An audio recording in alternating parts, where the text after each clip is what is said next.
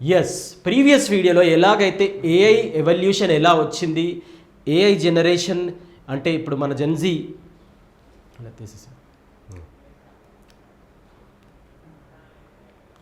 Yes, generation Z success అవ్వాలి అంటే ఏఐని అలవాటు చేసుకోవాలి. ఏఐ నుంచి ఆబ్వియస్లీ మనము కాంపిటీషన్ కాకుండా కోఎగ్జిస్ట్ అవ్వాలని మనం ఆల్రెడీ ప్రీవియస్ వీడియోలో మాట్లాడుకున్నాం.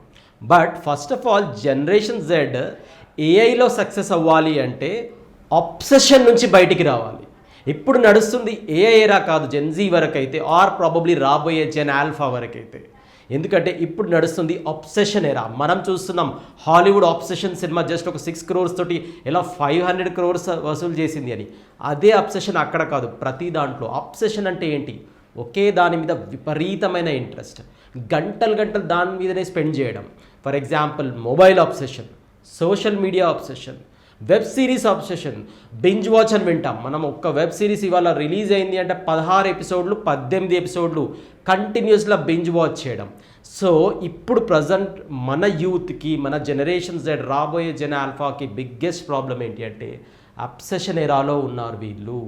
ఒకే దాని మీద అన్లిమిటెడ్ ఇంట్రెస్ట్. దానివల్ల వాళ్ళ బాడీకి ఏం లాస్ అవుతుంది, వాళ్ళ స్లీప్ లాస్ ఏమవుతుంది, వాళ్ళ ఐక్యూ ఎలా దెబ్బతింటుంది, వాళ్ళ మెమొరీ పవర్ ఎలా దెబ్బతింటుంది, వాళ్ళు ఏమీ పట్టించుకోరు. సో అందుకే అబ్సెషన్ ఎరా నుంచి బయటికి రావాలి అంటే ఒకటి, ఆ డార్క్నెస్ నుంచి బయటికి తీసుకొచ్చేది ఫోకస్. ఎవరైతే ఫ్యూచర్లో కంప్యూటర్ నేర్చుకున్నవాడు, ఏఐ నేర్చుకున్నవాడు, మ్యాథమెటిక్స్ సూపర్గా వచ్చినవాడు, ఇలా ఒక సక్సెస్ పారామీటర్స్ లాస్ట్ 50 years నుంచి మీరు బెంచ్ మార్క్ పెట్టినా, ఇప్పుడు ఏది పెట్టినా, first of all A profession చూస్ చేయాలన్నా కూడా 10 years తర్వాత ప్రొఫెషన్ ఉంటుందో లేదో తెలియదు, రైట్? ఎలా చూస్ చేసుకుంటారు కెరియర్? మీరు ఏది నేర్పించినా ది బెస్ట్ ఇంటర్నేషనల్ స్కూల్లో వేస్తున్నారు, ది బెస్ట్ కాలేజ్ పిక్ చేసుకుంటున్నారు మీ కిడ్స్ గురించి.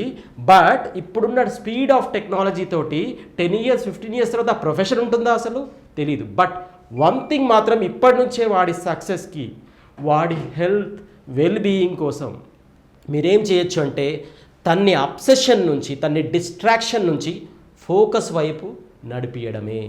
ఎస్, ఒకే దాని మీద విపరీతమైన ఇంట్రెస్ట్ పెరగకుండా తన్ని మీరు ఎలా ఆ అబ్సెషన్ నుంచి బయటికి తీసుకొస్తారో దాన్నే focus. So how we can do that?